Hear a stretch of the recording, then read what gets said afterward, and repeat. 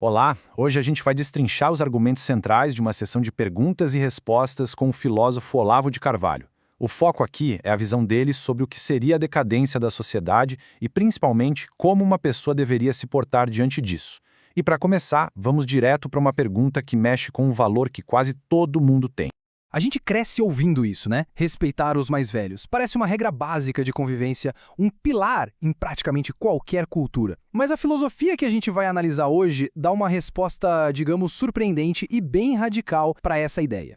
Pois é, a resposta da fonte é essa aí, na lata, desafiando de frente essa noção tradicional. E essa citação, que é bem provocativa, é só o ponto de partida para um argumento muito maior sobre quem, afinal de contas, merece ou não o nosso respeito. A partir daqui, a argumentação começa a se aprofundar. Ela não é contra o respeito em si, mas começa desconstruindo um tipo bem específico de respeito, que é apresentado não como uma virtude, mas como um problema, um obstáculo para a verdade. E o conceito-chave aqui é o tal do respeito humano. Segundo a fonte, isso não é respeito de verdade, é mais uma polidez social, sabe? Aquela coisa de colocar as boas aparências acima da verdade. É quando a gente evita ofender mesmo que isso signifique concordar com o que está errado. Então, a crítica não é ao respeito em si, mas a essa versão dele que é vista como uma forma de covardia.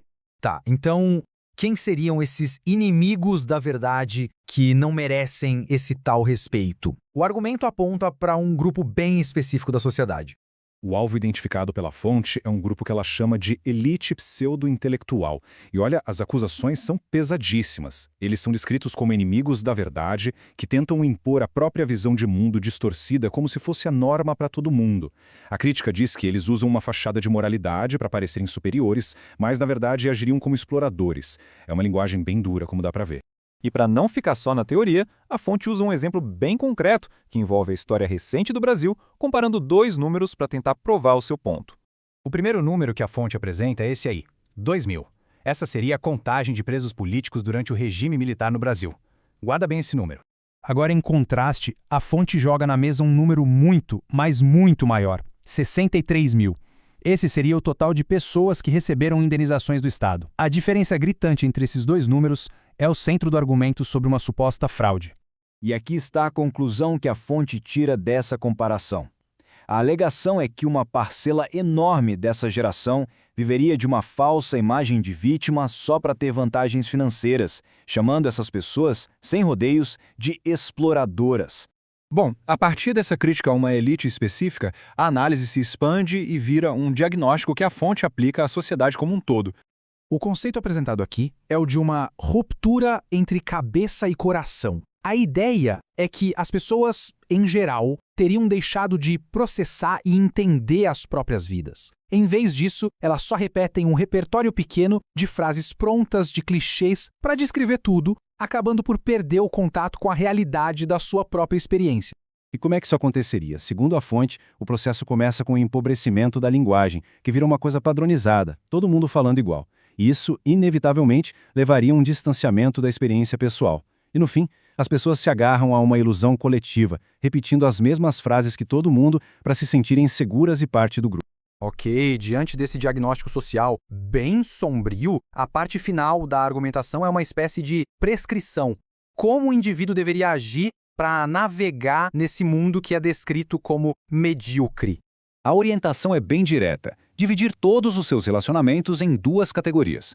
De um lado, os amigos de verdade, aqueles que partilham seus valores e objetivos mais profundos. Do outro lado, todo o resto, incluindo aí a família, colegas de trabalho, conhecidos.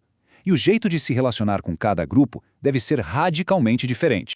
As regras para lidar com o segundo grupo, que é a maioria das pessoas, são bem específicas. A ideia central é praticar uma caridade de mão única. Ajude, mas não espere absolutamente nada em troca. Nem amor, nem compreensão.